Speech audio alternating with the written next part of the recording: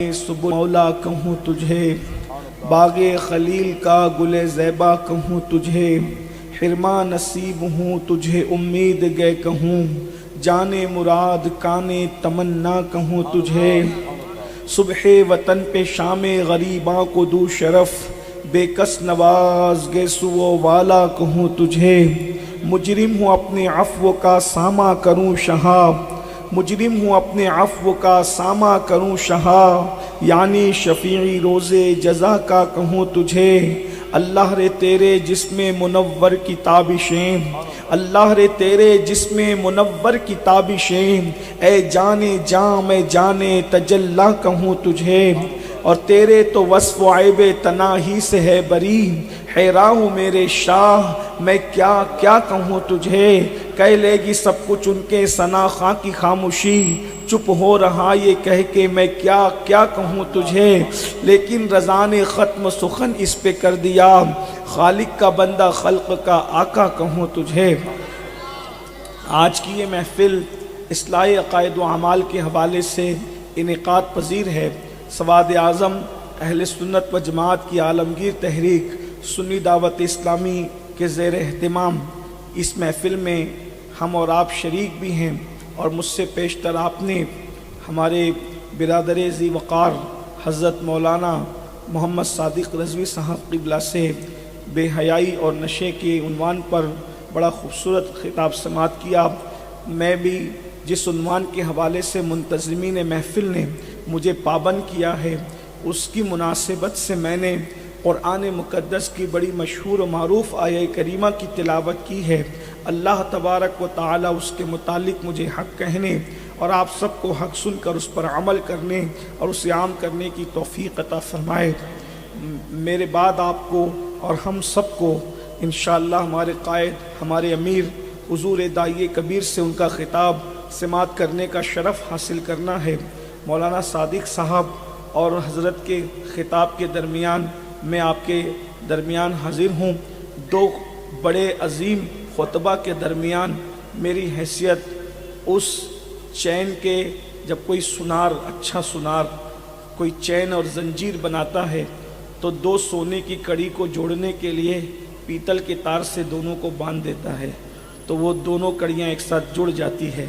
तो इन दोनों ख़िताब को जोड़ने के लिए मेरी हैसियत एक पीतल के तार, बारीक तार की तरह है। हज़रत जितने वक्त में तशरीफ़ लाएंगे मैं अपनी बात बस उतने वक्त के लिए अर्ज़ करूँगा और अपनी बात मुकम्मल करूँगा। महफ़िल के मुंतज़िमीन ने पता नहीं किसी गलत फहमी के तहत मुझे एक बहुत बड़े उन्वान का पाबंद किया है, लेकिन मैं अल्लाह की तौफ़ीक़ से कोशिश करूँगा कि मैं इस उन्वान पर बात करने की सआदत हासिल करूँ। आज मेरी गुफ्तगू का उन्वान है इश्क़ रसूल और उसके तकाज़े। इश्क़ रसूल के तकाज़े क्या हैं उस पर गुफ्तगू करना है। ये बहुत बड़े आलिम और मुहक्किक के लिए उन्वान होता है, लेकिन मुझे हुक्म है अल्लाह की तौफ़ीक़ से अल्लाह तबारक व तआला आसान फरमाए और हम सबको हक़ सुनने, हक़ पर अमल करने और हक़ बोलने की तौफ़ीक़ अता फ़रमाए। आप सब जानते हैं कि इश्क़ रसूल ईमान है, इश्क़ रसूल ईमान है, इश्क़ रसूल ही ईमान है। इश्क़ रसूल ईमान का ईमान है, इश्क़ रसूल ईमान की जान है। जब तक के दिल के इश्क़ रसूल नहीं होगा आदमी कभी भी मोमिन नहीं हो सकता। सच्चे मोमिन होने के लिए, कामिल मोमिन होने के लिए इश्क़ मुस्तफ़ा ज़रूरी है, मोहब्बत रसूल ज़रूरी है। और अल्लाह तबारक व तआला ने हमें खुद इश्क़ मुस्तफ़ा का हुक्म दिया है और शिद्दत के साथ अल्लाह के रसूल से मोहब्बत का हुक्म दिया है। बल्कि खुद रसूलुल्लाह ने फरमाया, बुखारी शरीफ की किताबुल ईमान की रिवायत है, अल्लाह के रसूल सल्लल्लाहु अलैहि वसल्लम फरमाते हैं, ला युमिनु अहदुकुम हत्ता अकूना अहब्बा इलैहि मिन वालिदिही व वलदिही वन नास अजमईन, कि तुम में का कोई उस वक्त तक कामिल मोमिन नहीं हो सकता, मुकम्मल मोमिन नहीं हो सकता जब तक कि अपने नबी के लिए उसके दिल में मोहब्बत, अपने माँ बाप से ज़्यादा ये सिर्फ गुजरने की बात नहीं है सुनकर और बोलकर, अपने माँ बाप से ज़्यादा जब तक कि तुम्हारे दिल में नबी की मोहब्बत न हो, नबी से इश्क न हो। और सिर्फ माँ बाप नहीं, इसलिए कि माँ बाप की मोहब्बत محبت بھی انسان کے دل میں کم ہوتی ہے۔ اس کے بعد میرے آقا نے مزید فرمایا وَوَلَدِهِ، اپنی اولاد سے زیادہ، اللہ اکبر۔ آقا ارشاد فرماتے وَالنَّاسِ اجمعین، دنیا کے ہر انسان سے سب سے زیادہ محبت جب تک آمنہ کے لال سے نہ ہو تم اس وقت تک کامل مومن نہیں ہو سکتے۔ یہاں تو ایک روایت میں اتنا فرمایا اور دوسری روایت میں یہاں تک فرمایا جب تک اپنی جان سے زیادہ وہ مصطفیٰ جان رحمت سے محبت نہیں کرتا اس وقت تک اس کا ایمان کامل مومن، اس کا ایمان مکمل نہیں ہوتا، وہ کامل مومن نہیں ہوتا۔ پتا چلا ایمان کے کمال کے لیے عشق مصطفیٰ ضروری ہے، ایمان کی تکمیل کے لیے محبت رسول ضروری ہے۔ آپ کیا سمجھتے ہیں ہم لوگ جب عشق رسول پہ بات کرتے ہیں تو کچھ ناقص لوگ یا 1857 کے بعد جو لوگ پیدا ہوئے وہ کہتے ہیں یہ کیا عشق و محبت کی باتیں کرتے ہیں اور یہ کیا بار بار عشق عشق کی بات کرتے ہیں، یہ اللہ کی بات کیوں نہیں کرتے؟ ہم ان سے کہتے ہیں جب تک کہ مصطفیٰ جان رحمت کا عشق نصیب نہ ہو اللہ کی محبت بھی کسی کو نصیب نہیں ہو سکتی۔ اللہ نے خود جس کی محبت کی دعوت حضرت موسیٰ علیہ السلام کو دی ہے، حضرت ابراہیم خلیل کو دی ہے، خدا جس کی محبت کا داعی ہے اسے محمد الرسول اللہ کہتے ہیں۔ اللہ تبارک و تعالی حضرت موسیٰ سے کہتا ہے اے موسیٰ کیا تم چاہتے ہو کہ تمہاری آنکھوں سے تمہاری بصارت جتنی قریب ہے اس سے زیادہ میں تمہارے قریب ہو جاؤں؟ اے موسیٰ کیا تم یہ چاہتے ہو کہ اللہ اکبر جتنا تمہاری جان سے تمہارے جسم سے تمہاری جان قریب ہے اس سے زیادہ میں تمہارے قریب ہو جاؤں؟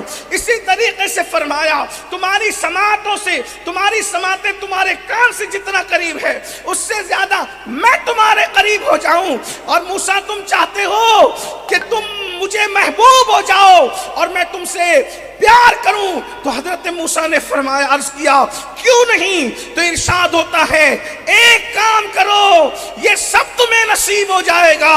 حضرت موسیٰ نے کہا کیا کرنا پڑے گا؟ تو ارشاد ہوتا ہے جس سے میں محبت کرتا ہوں اس سے تم بھی محبت کرو، میں تمہیں یہ سب مقامات عطا کر دوں گا۔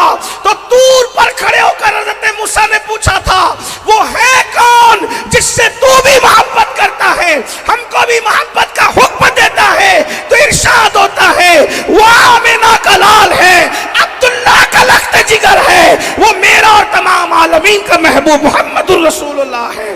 اندازہ فرمائیں حضور کی محبت کا یہ عالم ہے کہ اللہ تبارک و تعالیٰ خود دعوت دیتا ہے، اور بلکہ یہاں تک فرمایا اللہ اکبر اللہ نے حضرت موسیٰ کو مخاطب کر کے فرمایا اور ہمیں تعلیم دی، فرمایا جو اس سے محبت نہیں کرے گا میں اس کو جہنم میں داخل کروں گا چاہے وہ کوئی ہو۔ اللہ اکبر۔ حدیث کے الفاظ من نون نقل کرنے کی میرے اندر ہمت نہیں ہے، اگر آپ کو اس کو رجوع کرنا ہے تو امام المتکلمین کی کتاب سرور القلوب آپ اس کا مطالعہ فرمائیں، آپ نے وہاں تفصیل سے اس کا ذکر فرمایا ہے۔ میرے آقا صلی اللہ علیہ وآلہ وسلم کے دیوانوں اب پتہ چلا حضور کی محبت کیا ہے، حضور کا عشق کیا ہے۔ نماز ناقص ہے جب تک عشق مصطفیٰ نہ ہو، روزے نامکمل ہے جب تک عشق مصطفیٰ نہ ہو، ارے ایمان ہی نامکمل ہے۔ ہم تو ہم ہے، شاعروں نے بھی کہا، ڈاکٹروں نے بھی کہا محمد کی محبت دین حق کی شرط اول ہے، محمد کی محبت دین حق کی شرط اول ہے، اسی میں ہو اگر خامی تو سب کچھ نامکمل ہے۔ آج اس امت کے پاس سب کچھ جو ہے وہ عشق نہیں جو صحابہ کے پاس تھا، وہ عشق نہیں جو تابعین کے پاس تھا، وہ عشق نہیں جو تبع تابعین کے پاس تھا، وہ عشق نہیں جو اولیاء اللہ کے پاس تھا۔ آج اگر تھوڑا سا مال آ جاتا ہے لوگ ہفتوں نبی کا نام تک نہیں لیتے، لیکن ایک دور وہ تھا کہ وقت کا بادشاہ بھی اس وقت تک سوتا نہیں تھا جب تک رسول اللہ پر 1000 مرتبہ درود نہیں پڑھ لیتا تھا۔ آپ نے محمود غزنوی کا نام سنا ہوگا، محمود کے انتقال کے برسوں بعد جب ان کی قبر کھلی ہے تو کفن بھی میلا نہیں ہوا تھا۔ لوگوں کو حیرت ہوئی کہ بادشاہ کا کفن جو ہے مرنے کے بعد کئی برس بیت گئے میلا نہیں ہوا۔ میرے بھائیو یہاں تو آپ سمجھتے ہیں کہ آدمی تھوڑا سا بیت المال پر یعنی اگر جو ہے اس کو اختیارات مل جائے تو آدمی مسجد مدرسے کا پیسہ کھا جاتا ہے نا۔ اللہ اکبر۔ اکبر، محلے کے چھوٹے موٹے کارپوریٹر لوگ، آپ کی یہاں ایسے نہیں ہوں گے لیکن ایک جنرل بات کر رہا ہوں، چھوٹے موٹے کارپوریٹر لوگ جو ہے نہ گٹر کا پیسہ، نالی کا پیسہ، سڑک کا پیسہ کھا جاتے ہیں، دنیا کا حال یہ ہے۔ تو جو پورے ملک کا بادشاہ ہو، اس کے کھانے پینے کے بارے میں اللہ اکبر لوگ کتنا گمان کرتے ہوں گے۔ تو بادشاہ بھائی کسی عالم کا کفن میلا نہ ہو تو تعجب لوگوں کو ہوتا ہے، حالانکہ عالم عالم ہوتا ہے، لیکن وہاں تو بادشاہ ہے بھائی، بادشاہ اچھے کام بھی کرتا ہے، برے کام بھی کرتا ہے، اور بادشاہ پھر بادشاہ ہوتا ہے۔ لیکن محمود غزنوی جیسے بادشاہ کا جب کفن میلا نہیں ہوا تو لوگوں کو حیرت ہوئی، تب لوگوں کو بتایا گیا اس کا عمل یہ تھا کہ یہ اس وقت تک سوتا نہیں تھا جب تک 1000 مرتبہ رسول اللہ پہ درود نہیں پڑھ لیتا تھا۔ میرے بھائیوں، یہ بادشاہوں کا حال تھا۔ اب تو ہم کئی دن ہو جاتے ہیں اپنے آقا کا نام تک نہیں لیتے۔ تو یاد رکھیے عشق مصطفیٰ بہت ضروری ہے، مگر ہم عشق رسول کا دعویٰ کرتے ہیں۔ عشق کے کچھ تقاضے ہیں۔ کیا تقاضے ہیں؟ اب میں اس کے وہ آپ کے سامنے پہلو رکھنا چاہتا ہوں۔ سب سے پہلا عشق کا تقاضا یہ ہے، عشق کی نشانی یہ ہے کہ جس سے عشق ہوتا ہے، عشق تو بہت بات کی چیز ہے، بہت بڑی چیز ہے، صرف محبت ہو جائے، عشق پیچھے ہے۔ اگر محبت ہو جائے، محبت، تو انسان کو جس سے محبت ہوتی ہے اس کا ذکر زیادہ کرتا ہے۔ عشق کا پہلا تقاضا ہے کہ ہمیشہ محبوب کا ذکر کیا جائے، محبوب کا ذکر ہمیشہ کیا جائے۔ اب میں آپ سے پوچھتا ہوں، یہاں جتنے بیٹھے ہیں سب کہتے ہیں ہم عاشق رسول ہیں، اللہ کرے ہم عاشق رسول ہوں اور ہو جائیں، اللہ کرے ہو جائیں، لیکن آپ سے پوچھتا ہوں پہلے ہی تقاضے میں ذرا اپنے آپ کو چیک کیجئے، ہم کتنی مرتبہ آقا کا ذکر کرتے ہیں، کیسے ذکر کرتے ہیں؟ بلکہ بڑی معذرت کے ساتھ ہمیں تو حضور کے بارے میں کچھ پتہ ہی نہیں ہے، جس کے بارے میں معلوم ہی نہ ہو تو اس کا ذکر کیا کرے؟ یاد رکھیے، ذرا کچھ سیکھ لیجئے۔ اور میں کہتا ہوں اگر کچھ نہ بھی حضور کے بارے میں آئے تو درود شریف تو پڑھ ہی سکتے ہیں۔ حضور علیہ السلام کا ذکر درود شریف میں آتا ہے تو آقا کا نام لیا کرو، درود پڑھا کرو، کم سے کم 313 بار پڑھ لیا کرو، 500 مرتبہ پڑھ لیا کرو صلی اللہ علیہ وآلہ وسلم۔ یہ درود مختصر درود ہے، اگر 500 مرتبہ پڑھو گے تو صرف 10 منٹ لگے گا، 1000 بار پڑھو گے تو 20 منٹ لگیں گے۔ اور درود شریف پڑھنے کی برکت آپ کو بتا دیں، فرمایا میرے آقا صلی اللہ علیہ وآلہ وسلم نے کہ جو 1000 مرتبہ درود پڑھے گا مرنے سے پہلے وہ مصطفیٰ جان رحمت کا دیدار کرے گا۔ جو 1000 مرتبہ درود پڑھے گا اللہ اکبر، اس کو مرنے سے پہلے جنت میں اس کا ٹھکانہ دکھایا جائے گا۔ جب تک جنت میں اس کا ٹھکانہ اس کو نہیں دکھا دیا جاتا اس وقت تک اس کو موت نہیں آئے گی۔ تو حضور کا ذکر کثرت سے کرو، یہ عشق کا تقاضا ہے۔ اور بھی حضور کا تذکرہ یعنی حضور کی صفات بیان کرو۔ ہم جہاں بیٹھتے ہیں کبھی کسی دوست کی غیبت کرنے لگ گئے، کبھی کسی ساتھی کی غیبت کرنے لگ گئے، کبھی کسی تاجر کی۔ میں کہتا ہوں لوگ اتنے اہم کیسے ہو گئے ہیں کہ ہم لوگوں کا ذکر لے کر بیٹھتے ہیں؟ بتائیے تو صحیح، زید، عمر، بکر، علا، فلاں، ہم جہاں بیٹھتے ہیں ان کا ذکر کرتے ہیں، ان کی برائیاں کرتے ہیں، ان کے بارے میں باتیں کرتے ہیں۔ نہیں میرے بھائی، اگر باتیں ہی کرنا ہے تو اللہ کے رسول کے بارے میں کیجئے، حضور کے بارے میں کیجئے۔ آئیے میں آپ کے سامنے، چونکہ عشق کا تقاضا محبوب کا ذکر ہے اور وہ بھی کثرت سے ذکر ہے، حضور کا اتنا ذکر کرو، اتنا ذکر کرو کہ لوگ ہمیں پاگل سمجھنے لگے کہ اس کو تو کچھ سمجھ میں نہیں آتا محبوب کے سوا۔ اور ایک بات بتاؤں، حضور کا ذکر کرو گے تو بہتوں کے ذکر سے محفوظ ہو جاؤ گے۔ یہ نام کوئی کام بگڑنے نہیں دیتا،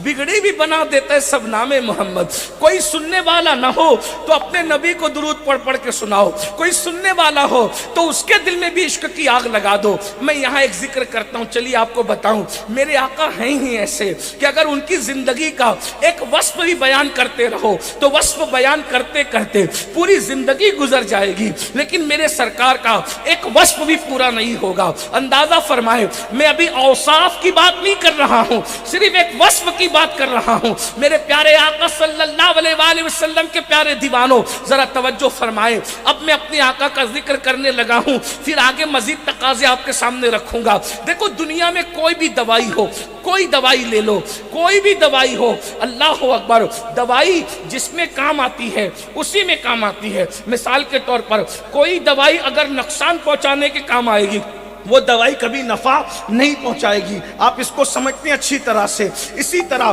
آپ کسی بھی دوائی سے 1 یا 2 کام لے سکتے ہیں, لیکن کوئی دوائی آپ نے ایسی دیکھی جس سے آپ سارے کام لے سکیں. یہ تو میں نے دوائی کا تذکرہ کر دیا, لیکن آئیے اب میں اپنی آقا کا ذکر کروں تاکہ آپ کو صرف اندازہ ہو جائے. ابھی تو مزید بہت سی چیزیں باقی ہوگی. میں نے کہا نا ایک وصف کی بات, زندگی ختم ہوگی لیکن وصف کا حق ادا نہیں ہو سکے گا. اللہ اکبر. لعاب سمجھتے ہیں, لعاب تھوک کو کہتے ہیں, تھوک کو لعاب کہتے ہیں. اللہ اکبر. اللہ کے رسول مصطفیٰ کریم رؤوف الرحیم صلی اللہ علیہ وآلہ وسلم کے لعاب دہن کی برکت کیا ہے. صرف حضور کے لعاب دہن کی بات کر رہا ہوں. اللہ اللہ. مصطفیٰ جان رحمت صلی اللہ علیہ وآلہ وسلم نے غصے سے ابن خلف پر تھوک دیا. اللہ کے رسول نے غصے سے جو ہے وہ جنگ بدر کے اندر ابن خلف پہ تھوک دیا.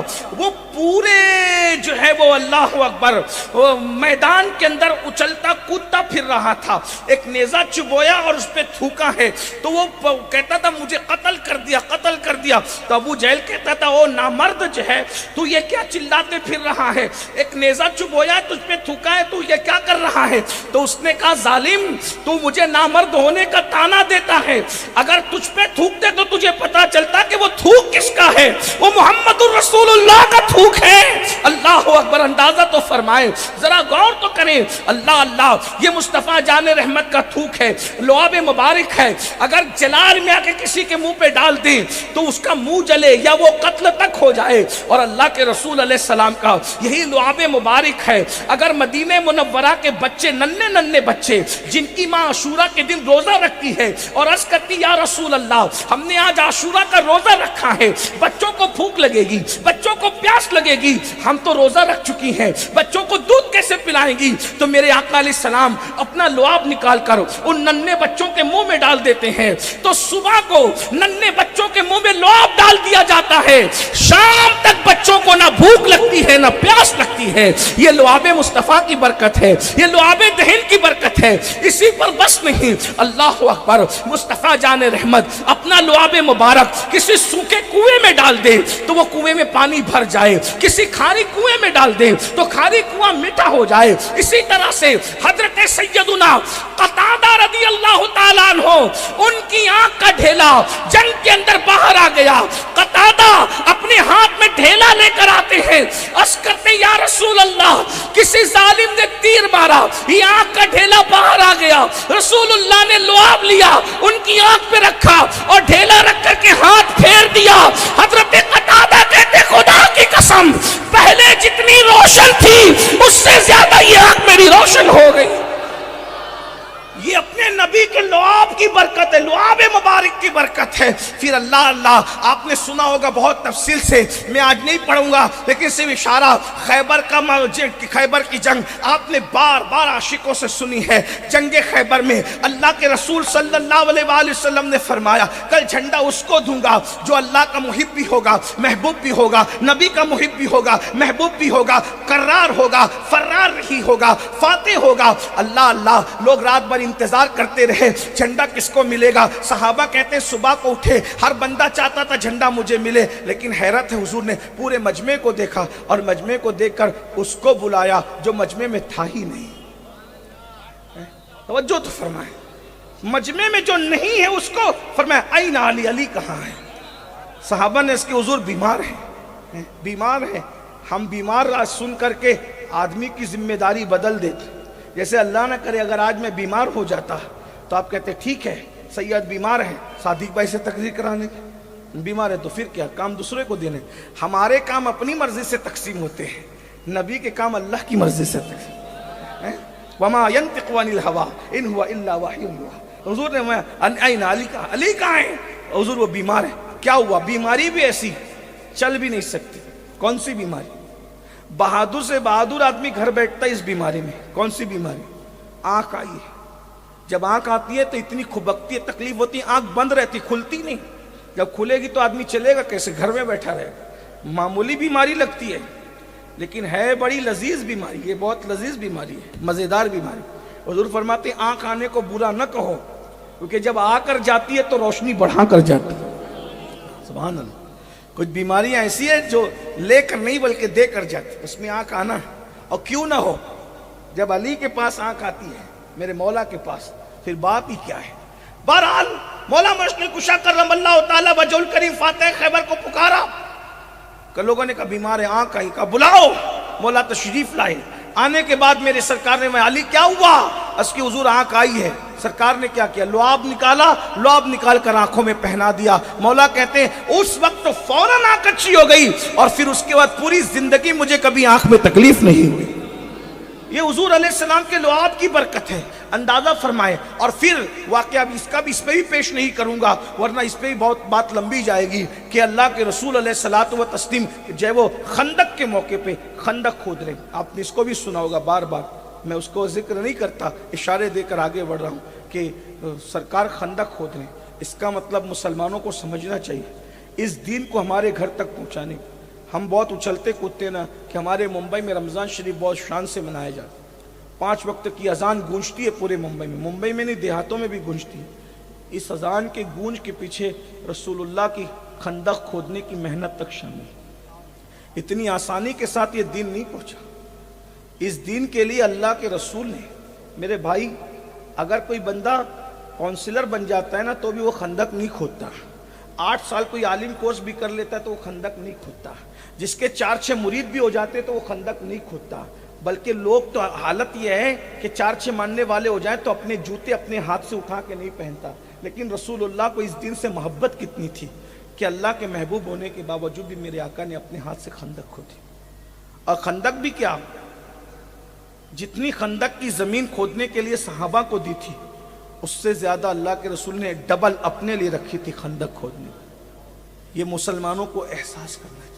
اگر مسلمان اپنے نبی کے بارے میں جان لیں، کبھی زنا کے اڈے پہ نہ جائے، مسلمان کبھی نبی کے بارے میں ان کی محنتوں کے بارے میں جان لے، کبھی جوئے کے اڈے پہ نہ جائے، اس کو احساس رہے گا کہ اس دین کو میرے گھر تک پہنچانے کے لیے میرے نبی نے خندق کھودی۔ صرف خندق نہیں کھودی، اگر میں ان اوراق کو الٹنے لگوں گا تو وقت تو اسی میں پورا ہو جائے گا اور عشق رسول کے تقاضوں پر میں پوری گفتگو نہیں کر سکوں گا۔ لیکن میں یہاں درد دل کے ساتھ یہ بات کہنا چاہتا ہوں، جب کبھی زنا کے اڈوں پر جانے کو دل چاہے تو یہ سوچنا کہ نبی نے پیٹ پہ پتھر باندھ کر، اور ایک پتھر نہیں، رسول اللہ نے 2 پتھر باندھ کر اپنے پیٹ پر خندق کھودی ہے۔ جتنی خندق صحابہ کو دی تھی کھودنے کے لیے، اس سے ڈبل خندق اللہ کے رسول نے کھودی۔ آج ہم مسجد کا کام کراتے ہیں تو بڑے لوگ چندہ دینے والے کرسی لگا کے بیٹھے ہوتے ہیں، مزدور کام کر رہے ہوتے ہیں، لیکن واہ مصطفیٰ جان رحمت، تمہاری قیادت کو سلام یا رسول اللہ، میرے آقا، میرے ماں باپ آپ پہ قربان، میری نسلیں آپ پہ قربان۔ اگر آپ کرسی لگا کر بیٹھ جاتے تو بھی صحابہ کام کرتے، مگر میرے سرکار نے اللہ کے دین کے لیے اللہ اکبر خندق کھودی، وہ بھی پیٹ بھر کے نہیں، اللہ کے رسول کے پیٹ پہ 2 پتھر بندے، 2 پتھر۔ یہ پیٹ پہ پتھر کیوں بنتے تھے پتہ ہے؟ پیٹ پہ پتھر اس لیے بنتے تھے کہ مسلسل کئی دن تک جب کھانا نہیں ملتا تھا تو کمر جو ہے وہ لپ لپانے لگتی تھی، یعنی کمر اپنی جگہ پہ رہ نہیں سکتی تھی، تو کمر کو اپنی جگہ ٹکنے کے لیے اور ٹیکنے کے لیے لوگ ایک پتھر باندھ لیا کرتے تھے کہ کمر کو سہارا دے سکے۔ اور پھر 2 پتھر کب بنتے ہوں گے ذرا اندازہ لگائے، اللہ کے سچے رسول صادق و مصدوق تمہارے اور میرے آقا خندق کھود رہے ہیں، ایک صحابی بھوک سے بیتاب ہو کر مصطفیٰ جان رحمت کی بارگاہ میں آتے ہیں، اور آنے کے بعد اللہ کے رسول کی بارگاہ میں زبان سے بھوک کی شکایت کرنے کی بجائے رسول اللہ کے سامنے اپنے پیٹ سے کرتا ہٹا کر اپنا پیٹ حضور کو دکھاتے ہیں، تو اللہ کے رسول دیکھتے ہیں کہ صحابی رسول کے پیٹ پر 1 پتھر بندھا ہوا ہے۔ میرے آقا ان کو زبان سے جواب دینے کی بجائے انہی کے انداز میں ان کو جواب دیتے ہیں کہ صحابی کے پیٹ پر 1 پتھر بندھا ہوا تھا، اور رسول اللہ نے انہی کے لہجے میں بغیر زبان کے اپنے پیٹ سے کپڑا ہٹا کر ان کو جواب دیا، تو پیروں کے نیچے سے زمین کھسک گئی کہ صحابہ کے، وہ بھی چند صحابہ کے پیٹ پر 1 پتھر تھا، اور جو مصطفیٰ جان رحمت کونین کے مالک اللہ کے پیارے حبیب، ان کے پیٹ پہ 2 پتھر بندھے ہوئے، اور حضور خندق کھودا، ڈبل خندق، جتنی صحابہ کو دی اس سے۔ یہ منظر سیدنا جابر نے دیکھا، بے چین ہوئے، اور بے چین ہوئے پھر حضور کو دعوت دے، وہ تفصیل میں اس کی طرف نہیں جاتا۔ المختصر یہ کہ جب دعوت دی ہے تو اللہ کے رسول صلی اللہ علیہ وآلہ وسلم نے پورے لشکر کو کہا کہ تم سب کی دعوت جابر کے گھر ہے.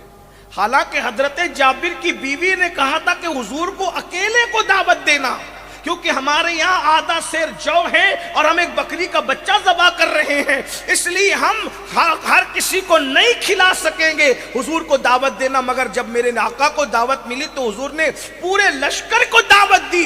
حضرت جابر بیوی سے کہتے ہیں کہ غضب ہوا، کا کیا ہوا؟ حضور نے پورے لشکر کو دعوت دی ہے. کہ پورے لشکر کو میں نے تو تمہیں پہلے ہی کہا تھا نا، پہلے ہی کہا تھا کہ حضور کو اکیلے کو دعوت دینا، تم نے پورے لشکر کو بتا دیا. کہ میں نے نہیں، میں نے تو آقا کو اکیلے کو دعوت دیا.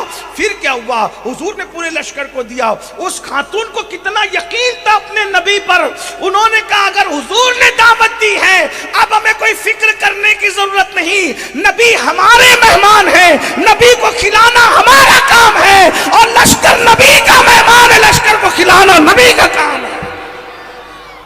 اندازہ فرمایا. اور اس کے بعد اللہ کے رسول نے بس اتنی شرط رکھی، جب میں گھر آؤں اس وقت تک کہ روٹی پکانا شروع مت کرنا، اور جب تک میں گھر نہ آ جاؤں اس وقت تک ہانڈی کا ڈھکن مت ہٹانا، نکالنا مت شروع کرنا. اللہ کے رسول گھر آئے اور اپنا لعاب نکالا اور روٹی میں ڈالا اور فرمایا پکاتے جاؤ اور کھلاتے جاؤ، اور اپنا لعاب نکالا اور ہانڈی میں ڈالا، نکالتے جاؤ اور کھلاتے جاؤ. لشکر کے لوگ آتے رہے، کھاتے رہے، حتیٰ کہ پورا لشکر کھا گیا، مدینہ منورہ کے لوگ کھا گئے. جابر کہتے ہیں ہانڈی میں اب اندازہ نہیں ہوتا جب پکایا تھا تب زیادہ ہے یا اب زیادہ نظر آ رہا ہے.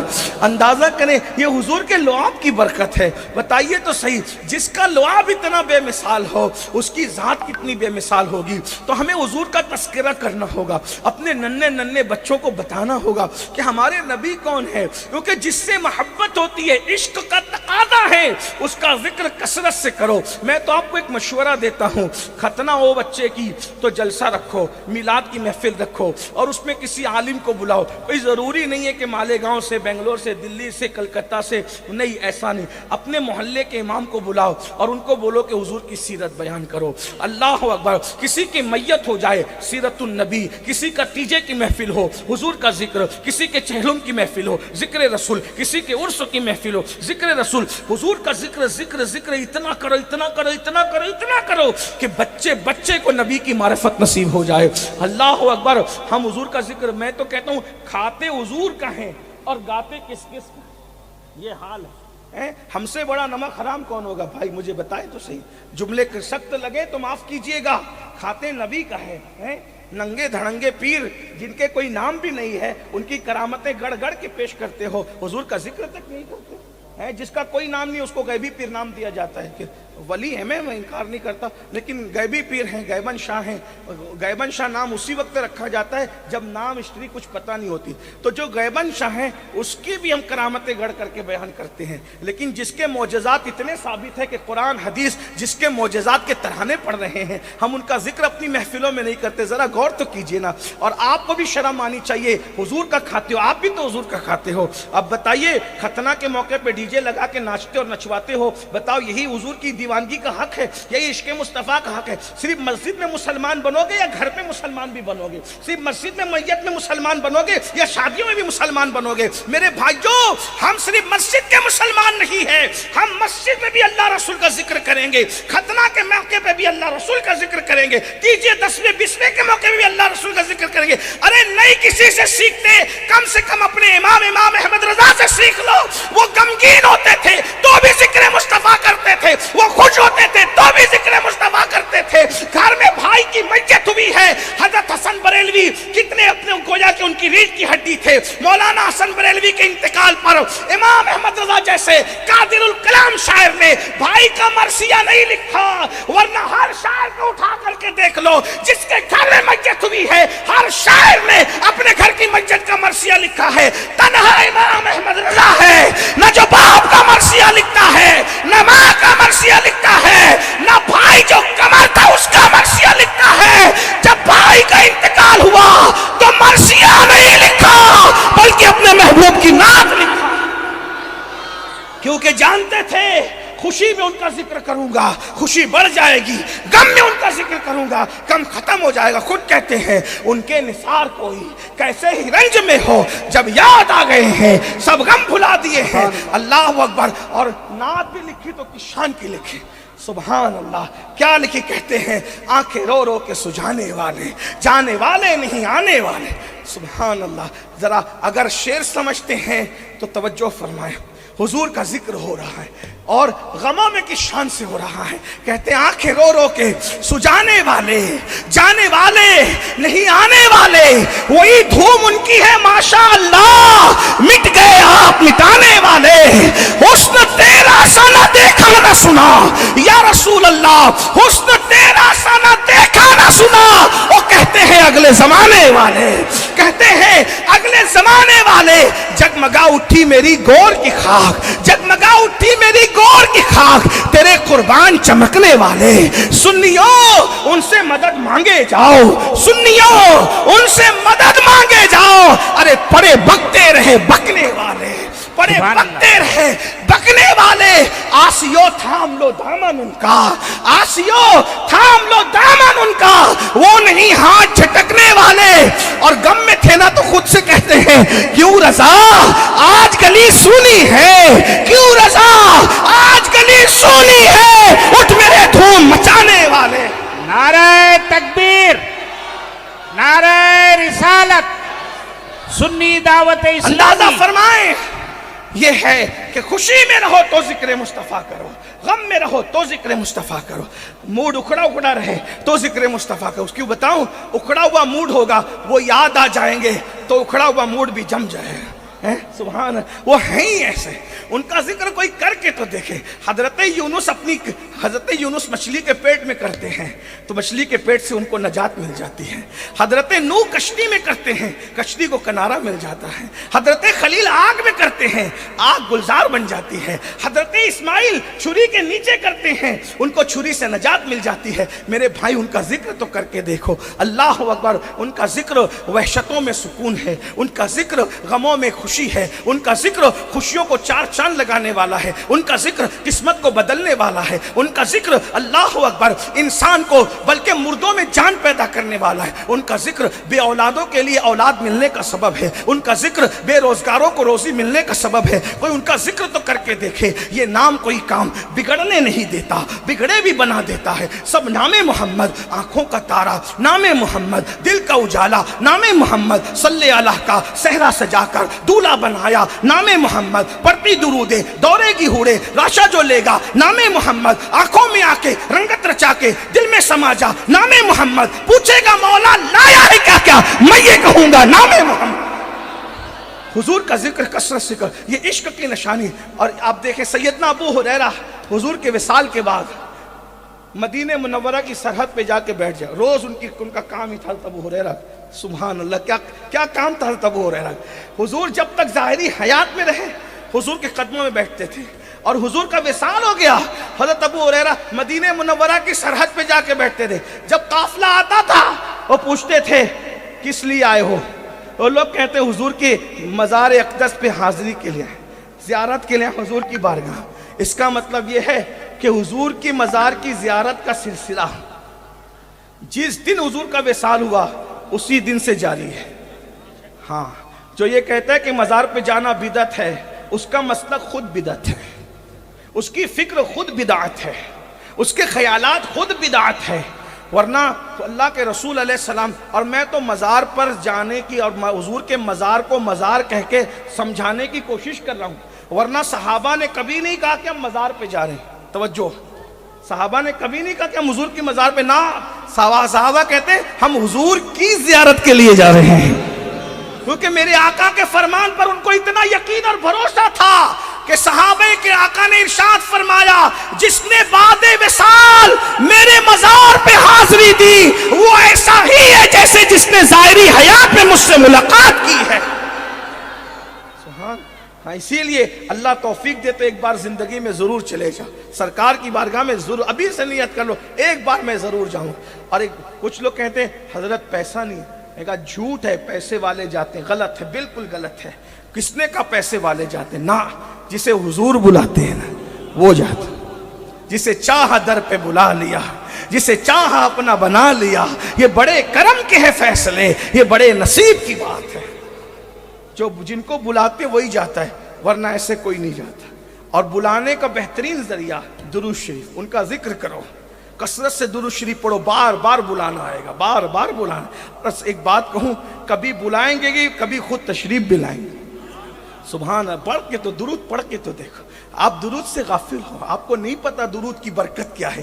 جس دن درود کی لذت لگ گئی، اس کی برکت نصیب ہو گئی، آپ کبھی درود نہیں چھوڑو گے۔ حضرت ابی بن کعب نے کہا تھا کہ میں فرائض اور واجبات کے علاوہ جتنا ٹائم بچے گا میں درود کے لیے وقف کر دوں گا۔ میرے آقا نے فرمایا اگر تم ایسا کر دو گے تو اللہ تمہاری دنیا کو بھی آباد کر دے گا، تمہاری آخرت کو بھی آباد کر دے گا، اللہ تمہارے غموں کو دور کر دے گا، تمہاری حاجتوں کو پوری فرمائے گا۔ اندازہ فرمائے یہاں بات درود شریف کی آ گئی ہے تو مجھے ایک واقعہ یاد آ گیا ہے۔ درود پڑھا کرو، اس میں حضور کا ذکر بھی ہے کثرت سے، اللہ کے نبی کا ذکر بھی ہے کثرت سے۔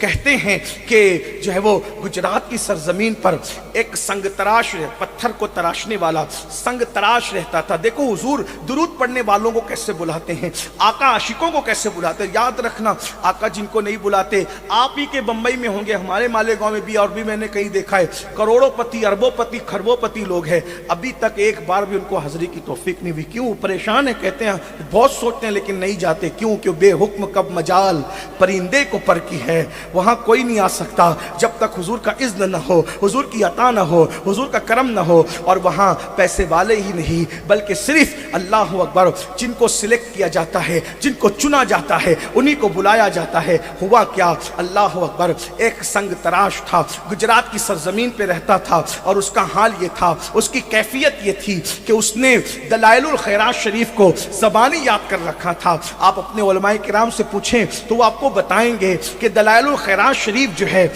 نعرہ تکبیر، نعرہ رسالت، درود شریف، رب صلی وسلم دائما ابدا علی حبیبک خیر الخلق کلہم۔ درود شریف پڑھنے کے لیے کہا، درود شریف پڑھ لیں۔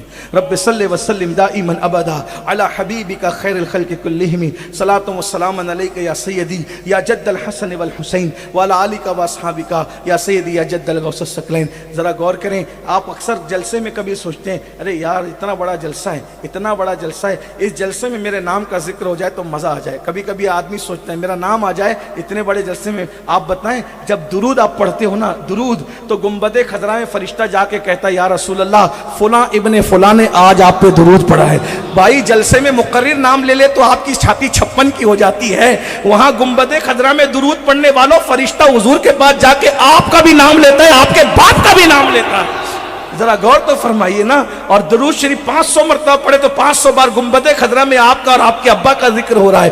سبحان اللہ، درود پھر درود ہے۔ اور ایک بات یہ بھی بتاؤں، جب ہم نبی پہ درود پڑھتے، بخاری شریف کی حدیث ہے، من صلی علیہ واحدہ صلی اللہ علیہ عشرہ، جو میرے نبی پر ایک بار درود پڑھتا ہے اللہ اس پر 10 درود نازل فرماتا ہے، 10 رحمتوں کی برسات فرماتا ہے، 10 درودوں کا نزول کرتا ہے، یعنی رحمتوں کا نزول کرتا ہے۔ اے مسلمان، تو کتنا بلند ہو جاتا ہے، کتنا محترم ہو جاتا ہے، ایک بار تو خدا کے حبیب پہ درود پڑھے، 10 مرتبہ درود اللہ تجھ پہ نازل فرمائے، یعنی تجھ پہ اپنی رحمتوں کا نزول فرماتا ہے۔ تو ذرا غور کیجئے گا، ایک بار درود شریف پڑھیں، عاشقوں کی طرف پڑھیں درود شریف۔ اللہ رب محمد صلی اللہ علیہ وسلم، نحن عباد محمد صلی اللہ علیہ وسلم وعلی ذوی وآلہ ابد الدہور وکرمہ، صلاۃ و سلام علیک یا سیدی یا جد الحسن والحسین۔ تو ایک بار حضور کی بارگاہ میں ضرور جانا، کیونکہ آپ کوئی عبادت کر لیں آپ کو ثواب ملے گا، لیکن حضور کی بارگاہ میں جاؤ گے تو شفاعت کی خیرات ملے گی۔ من زار قبری وجبت لہ شفاعتی، تو حضور پہ درود پڑھو، جلدی بلاوا آئے گا۔ اور اس پر میں آپ کے سامنے عرض کر رہا تھا کیا کہ روایتوں میں آتا ہے کہ بہت پرانی بات نہیں، چند صدیوں پرانی بات ہے کہ ایک سنگ تراش تھا، گجرات میں رہتا تھا، اور اس کی عادت تھی کہ سنگ تراش، پتھر تراشنے سے پہلے وہ دلائل الخیرات شریف کا ایک باب پڑھتا تھا۔ جو دلائل الخیرات شریف ہے، بعض صوفیہ نے اس کو 7 حصے کیے، بعض نے اس کے 8 حصے کیے۔ ہر دن پیر، منگل، بدھ، ایسے الگ الگ ہیں۔ اگر اللہ توفیق دے تو روزانہ پڑھ لیا کرو، 10 منٹ لگتے ہیں، بلکہ اگر آپ روزانہ پڑھیں گے تو 7 منٹ میں بھی لوگ ختم کر لیتے ہیں ایک باب۔ کتنا ٹائم لگتا ہے؟ ایسے ایسے پیارے پیارے صیغے ہیں، اور وہ درود کی مقبول کتاب ہے، لوگ اس کو پڑھتے پڑھتے ولی بن گئے۔ اور اس کے جو مصنف سید سلیمان جزولی رحمۃ اللہ علیہ، ان کی قبر انتقال کے بعد جب کھلی تو مشک کی خوشبو آ رہی تھی، اور انتقال سے پہلے انہوں نے خط بنوایا تھا تو وہ خط ابھی بھی چاند کی طرح چمک رہا تھا، اور ان کا بھی کفن پہ کوئی دھبا نہیں لگا ہوا تھا۔ آج بھی ان کے مزار پر لوگ بیٹھ کر کے دلائل الخیرات ہی پڑھتے ہیں۔ یہ میں سمجھتا ہوں کہ درود کی کتابوں میں جتنی مقبولیت دلائل الخیرات کو ملی ہے اتنی کسی کتاب کو نہیں ملی ہے۔ بہت آسان ہے، آپ اگر پڑھنا چاہیں گے تو حضور قبلہ امیر سنی دعوت اسلامی سے آپ اس کی اجازت لے لیں، ایک تسلسل ہے، اس کا سلسلہ ہے اجازت کا، تو حضرت آپ کو اجازت بھی دے دیں گے، بڑے بزرگوں سے اجازت لے کے پڑھیں تو وہ برکات آپ کو ملتی ہے۔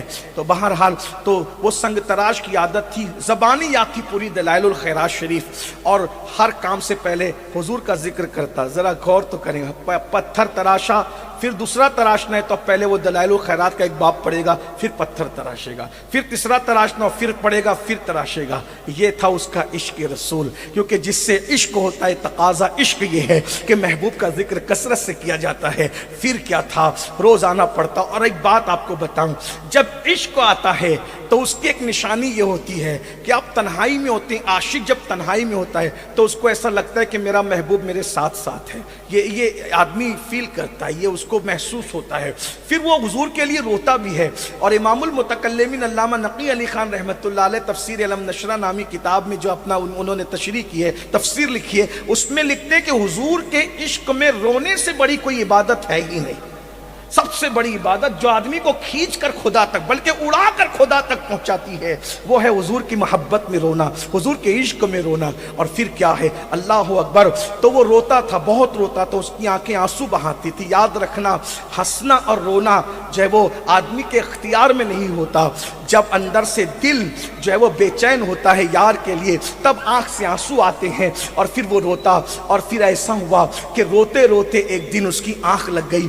روزانہ حضور یاد آتے تھے، حضور پہ درود پڑتا تھا، حضور یاد آتے تھے، اللہ کے محبوب یاد آتے تھے، مصطفیٰ جان رحمت یاد آتے تھے۔ اور یہ بھی یاد رکھنا، جب حضور کی یاد آئے تو مقبول جو دعاؤں کی حاجتیں مانگ لیا کرو، کیونکہ حضور یوں ہی کسی کو یاد نہیں آتے ہیں۔ صوفیہ فرماتے ہیں پہلے حضور ہمیں یاد کرتے ہیں پھر وہ یاد آتے ہیں۔ اللہ اکبر، میرے بھائیوں ذرا غور کرو، اگر آج ہم حضور کی محفل لے کر کے بیٹھے ہیں، خوش نصیب ہو آج حضور نے ہمیں یاد کیا ہوگا، تب آج حضور ہمیں یاد آئے ہیں۔ سبحان اللہ، آج ہماری یہ محفل جو سجی ہے، میرے کریم آقا کی یاد کی محفل، میرے مصطفیٰ کریم کی یاد کی محفل۔ اللہ اللہ، روتا ہے درود پڑھتا ہے، روتا ہے درود پڑھتا ہے۔ ایک دن قسمت بیدار تھی، ستارے عروج پر تھے، آنکھ لگی، دل کی آنکھیں بیدار ہو گئی۔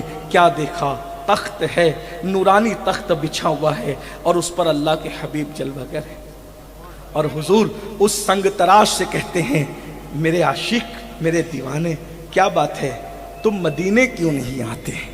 مدینے آؤ، حضور دعوت دے رہے، مدینے آؤ، تم مدینے کیوں نہیں آتے؟ ہائے ہائے ہائے، اللہ اکبر۔ حضرت مصطفیٰ کریم صلی اللہ علیہ وسلم نے کہا، وہ رو پڑا، حضور میری اوقات ہے میں مدینے ہوں۔ سرکار نے کہا مدینے آؤ، اور یہ دیکھو میرے گنبد کا یہ کنگرا ٹوٹ گیا ہے، اس کو آ کر تم تعمیر کرو گے۔ دنیا میں کروڑوں کلمہ پڑھنے والے تھے، لیکن انتخاب کس کا کیا جا رہا ہے؟ درود پڑھنے والے کا۔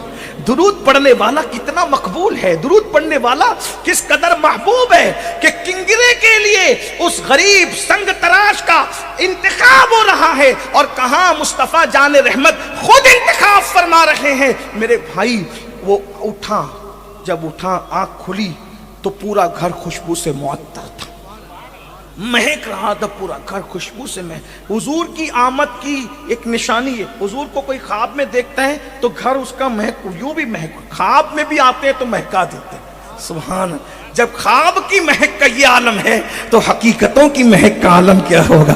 کیا مہکتے ہیں مہکنے والے، بو پہ چلتے ہیں بھٹکنے والے، اور وہی دھوم ان کی ہے ماشاء اللہ، مٹ گئے آپ مٹانے والے۔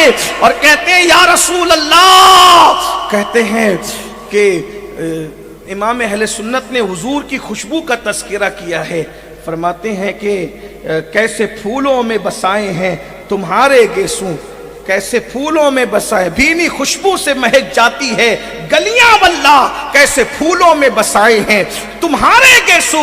तो हुजूर की महक से पूरा घर मुअत्तर था। ख्वाब में रो रहा था कैसे जाऊं, रो रहा था कैसे जाऊं, लेकिन दीवाना था, हुजूर पे यकीन था। झोला उठाया, आओ देखा ना ताओ देखा, और बंदरगाह की तरफ चल पड़ा।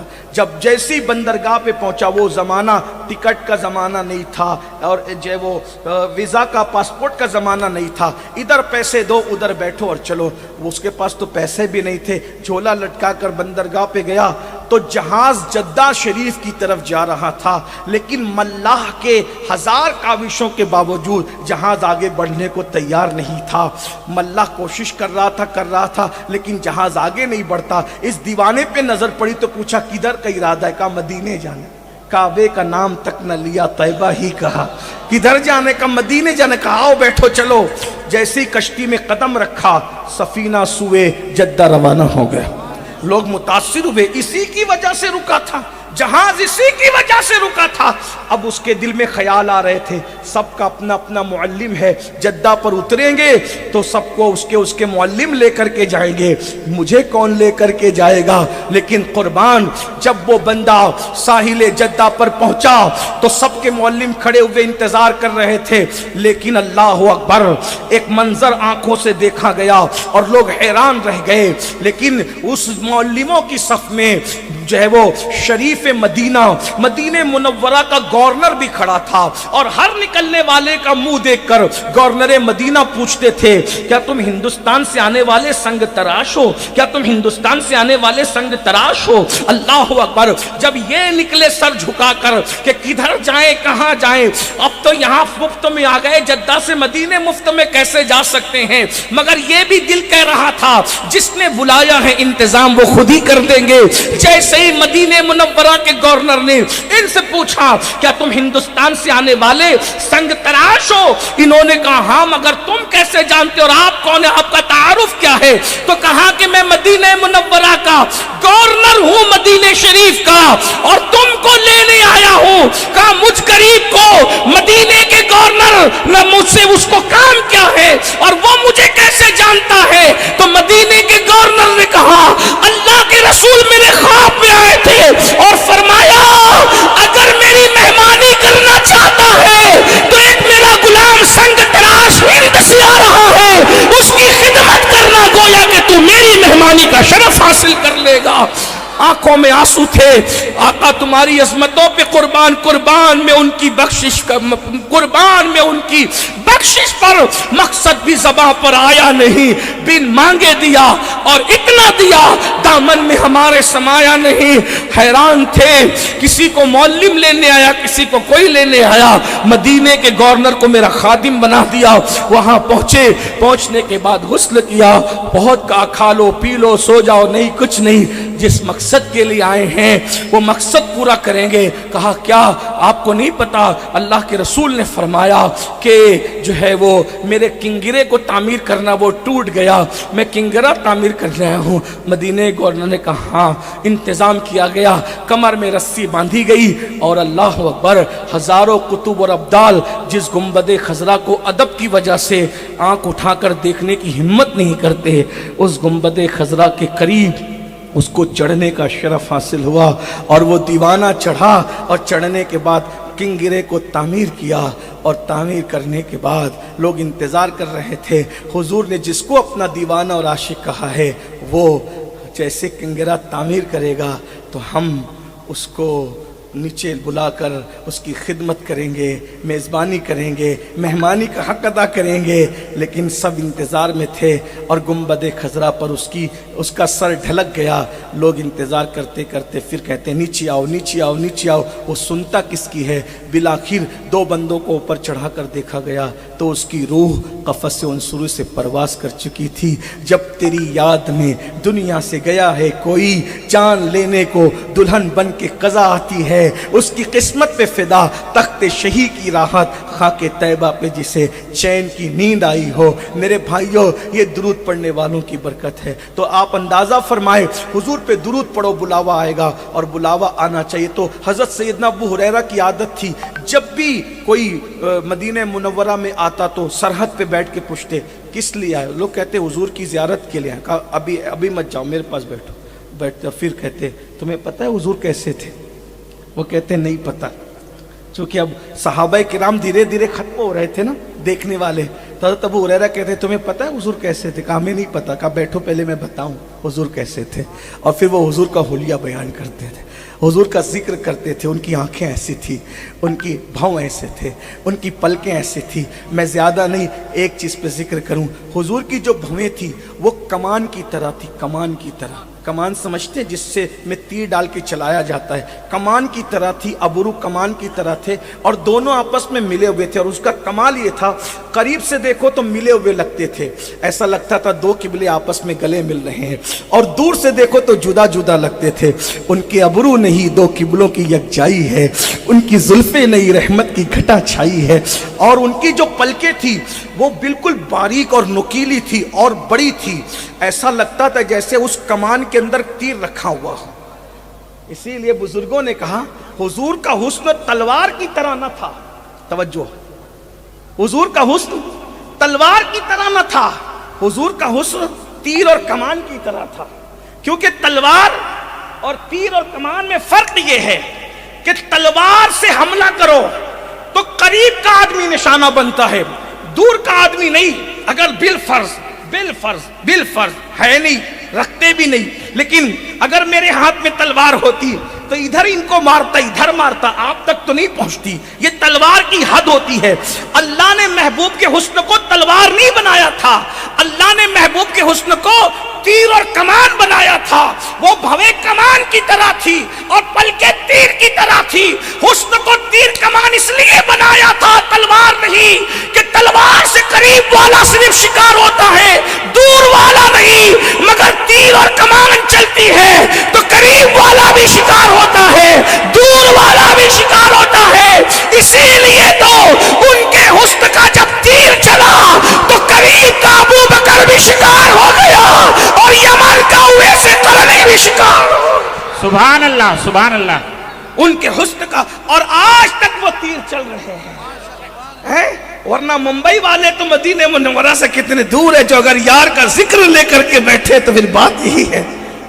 سادی بھی شکار ہے، راضی بھی شکار ہے، بریلی کا کلندر بھی شکار ہے. دیکھ لے سب لوگ کیسے عشق میں دم، عشق کے دم بھر رہے ہیں. بلکہ اگر کوئی جلتی ہوئی آگ سے پوچھے کہ کس کی وجہ سے تو جل رہی ہے تو وہ آگ آپ کو جواب دے کہ جو داغ تیرے سینے میں ہے اسی کی وجہ سے میں بھی جل رہی ہوں. برستے ہوئے بادلوں سے کوئی پوچھے کس کے لیے گر رہے ہو تو وہ بھی یہی کہیں گے بے دم شاہ کے لب و لہجے میں عدم سے لائی ہے ہستی میں آرزوئے رسول، کہاں کہاں لیے پھرتی ہے جستجوئے رسول. بلائے لوں تیری اے جذب شوق صلی علی کہ دامن دل کھچ رہا ہے سوئے رسول. بلائے لوں تیری اے جذب شوق صلی علی کہ آج دامن دل کھچ رہا ہے سوئے رسول. عجب تماشا ہو میدان حشر میں بے دم، عجب تماشا ہو میدان حشر میں بے دم کہ سب ہو پیش خدا اور میں روبرو رسول. تو عشق رسول کا پہلا تقاضا یہ ہے کہ محبوب کا ذکر کثرت سے کیا جائے. حضور کی سیرت پڑھو.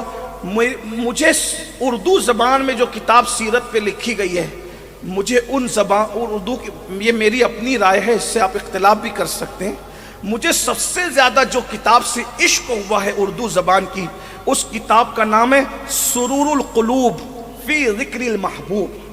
یہ کتاب ایک بار آپ پڑھ کے دیکھیں، چند 100 صفحات پر ہے. اور اس کا لکھنے والا کون ہے پتہ ہے؟ امام احمد رضا کے استاد، امام احمد رضا کے ابا جان، امام المتکلمین علامہ نقی علی خان رحمت اللہ تعالی. ایک بار اس کو پڑھ کر دیکھیے، اتنے خوبصورت جملے اس میں ہیں. اور ان کا خاص طرز ہے، عشق کی بات کرتے پھر اصلاح کی بات کرتے، عشق کی بات کرتے پھر اصلاح کی بات کرتے ہیں. آپ کو حیران رہ جائیں گے.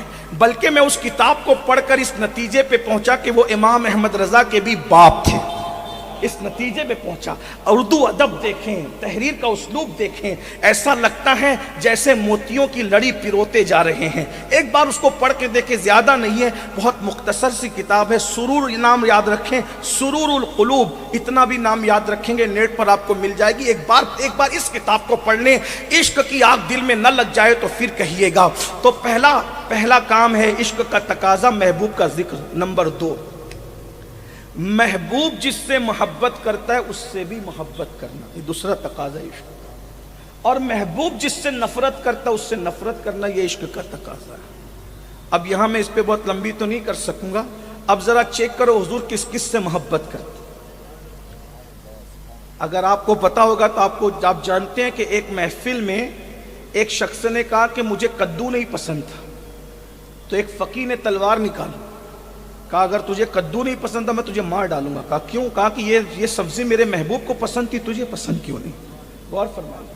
اب بتائیں اگر کدو سے پیار ہو جائے تو فقہا کدو ناپسند کرنے والے پہ تلوار نکالیں، تو جو صحابہ اور اہل بیت رسول اللہ کو اتنے پیارے ہوں کہ صدیق و فاروق کو اپنے مزار میں لے کر لیٹے ہیں، ان کے بارے میں بھی لوگوں کے منہ اترتے ہیں، یہ کون سا عشق رسول ہے؟ جس سیدہ فاطمہ الزہرا کو کہا کہ فاطمہ میرے جگر کا ٹکڑا ہے، اور جس علی کو کہا انت منی و انا من ہو، کہ تو مجھ سے ہے میں تجھ سے ہوں، ان کے بارے میں بھی لوگوں کے منہ اترتے ہیں۔ آپ بتائیں نا، صحابہ اور اہل بیت سے حضور پیار کریں اور عشق کے جھوٹے دعوے داروں تمہیں بخار آئے تو پھر کیا بات؟ پیر نصیر نے کہا تھا، نام آتے ہی ابو بکر عمر کا لب پر، نام آتے ہی ابو بکر عمر کا لب پر کیوں بگڑتا ہے، وہ پہلو میں سلائے ہوئے ہیں، وہ تو اپنے پہلو میں تھپکیاں دے کے سنائے، تجھے کیوں بخار آتا ہے؟ اور تو ہے کون؟ تجھے جمعہ کے اگر شرائط پوچھ لیے جائیں تو اوقات نہیں کہ تو جمعہ کے شرائط بتا سکے، اور تو صحابہ پہ باتیں کرتا ہے۔ تو یزید کا بھی نام صحیح نہیں لے پاتا میرے بھائی، تو یزید کو بھی یزید کہتا ہے، پھر تو صحابہ پہ باتیں کرتا ہے۔ ذرا اپنی اوقات تو دیکھو، اپنی حیثیت تو۔ وہ کہاں صدیق اکبر جس کے بارے میں حضور فرمائے، ایک مرتبہ صدیق و فاروق کا دونوں کا ہاتھ اپنے ہاتھ میں لے کے فرمایا میرے صحابہ دیکھ رہے ہو میں کس حالت میں ہوں؟ کہا حضور دیکھتے ہیں، آپ کا ایک ہاتھ صدیق کے ہاتھ میں، ایک ہاتھ فاروق کے ہاتھ میں۔ فرمایا انشاءاللہ ہم تینوں قیامت کے دن اسی شان سے اٹھائے جائیں گے۔ یہ حال ہے۔ اور میرے امام نے تو پھر بات کی، کہتے ہیں محبوب رب عرش ہے اس سبز قبہ میں، پہلو میں جلوہ گاہ عتیق و عمر کی ہے، سعدین کا قران ہے پہلو ماہ میں، سعدین کا قران ہے پہلو ماہ میں، جھرمٹ کیے ہیں تارے تجلی قمر کی ہے، جھرمٹ کیے ہیں تارے تجلی قمر کی ہے۔ اللہ اکبر۔ اس لیے میرے بھائیوں، حضور نے جن سے محبت کی ان سے محبت کرو۔ حضور علیہ السلام نے مدینہ منورہ کے غبار سے تک محبت کی۔ ایک مرتبہ صحابہ کرام جنگ سے آ رہے تھے تو غبار حواس کے ذریعے اڑ کے آ رہا تھا، کسی نے منہ پہ ہاتھ رکھ لیا غبار سے بچنے کے لیے، فرمایا مدینے کے غبار سے تم بچتے ہو؟ اللہ نے مدینے کے غبار میں بھی شفا رکھا ہے۔ پھر حضور علیہ السلام نے جن چیزوں سے، اب یہ تو شخصیات ہو گئی، میں نے اشارہ کر دیا، جن چیزوں سے محبت کی، مطلب نماز سے محبت کی، تو میں نماز میری آنکھوں کی ٹھنڈک ہے، عاشق رسول ہوں۔ عشق کا تقاضا تو یہ کہ حضور جس سے محبت کریں۔ اللہ کے رسول کو اعمال میں سب سے زیادہ عمل جو پسندیدہ تھا وہ نماز ہے۔ فرمایا جعلت قرۃ عینی فی الصلاۃ، نماز میں میری آنکھوں کی ٹھنڈک ہے۔ تو ہم کیسے ہیں بھائی کہ عشق رسول کی بات بھی کرتے ہیں؟ نعرہ تکبیر، نعرہ تکبیر، نعرہ رسالت، امیر سنی دعوت اسلامی، سنی دعوت اسلامی، نعرہ تکبیر، نعرہ رسالت۔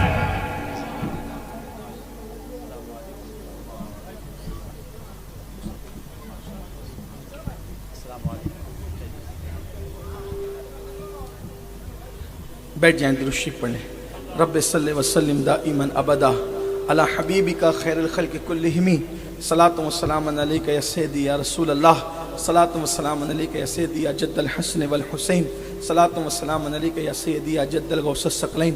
تو میرے بھائیوں، یہ عشق رسول کے تقاضے کہ اللہ کے حبیب علیہ السلام نے جس سے محبت کی ہم اس سے محبت کریں، جن شخصیات سے محبت کی اس سے محبت کریں، جن سے نفرت کی ان سے نفرت کریں، جن اعمال سے محبت کی ان اعمال سے محبت کریں، جن اعمال سے نفرت کی ان سے نفرت کریں۔ مزید اور 3 تقاضے باقی رہتے ہیں انشاءاللہ کسی موقع پر. آپ جانتے ہیں کہ ہمارے قائد ہمارے امیر حضور قبلہ امیر سنی دعوت اسلامی کی آمد ہے.